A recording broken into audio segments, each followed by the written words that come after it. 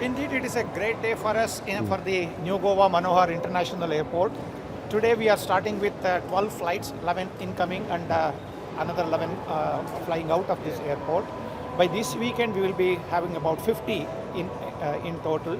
Slowly and subtly, in the next 5 years, our plan is to scale it up to 13.5 million passengers per annum capacity with Aerocity around it, the fuel farm, the cargo facilities, as Honorable Chief Minister said, and a world-class experience commensurate with international standards are provided to the people of Goa and the tourists coming into the state of Goa.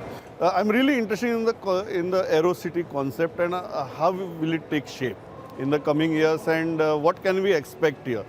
Just like the Aerocities in rest of the metros, or considering the location like Goa, you are planning something different? Goa airport is slightly different from other airports in the country.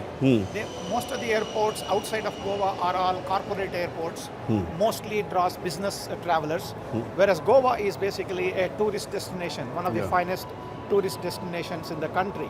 So here we would like to make this Aerocity with a concept of a destination airport. It will have its own all the fun cities, the hotels, all the amusements, so that people who are coming into tour into the state of Goa, plus also the local Goans also can come and enjoy the pleasantries around this airport and enjoy the atmosphere, hospitality, and also the green environment, well-lit water bodies. So you will have a lot of fun around it. So you have a huge aviation sector experience. Do you seriously believe with this kind of infrastructure and the scaling up that you are going to do over a period of next 5 years, both the airports can be viable? I understand the intention of the government to keep both the airports operational, but eventually it all comes down to the feasibility. Almost all the airports are only on the expansion spree. No airport has come today. No, I have the capacity, it is underutilized. No. Last 10 years, 15 years experience, development, expansion. So we believe that there is scope for everybody to develop.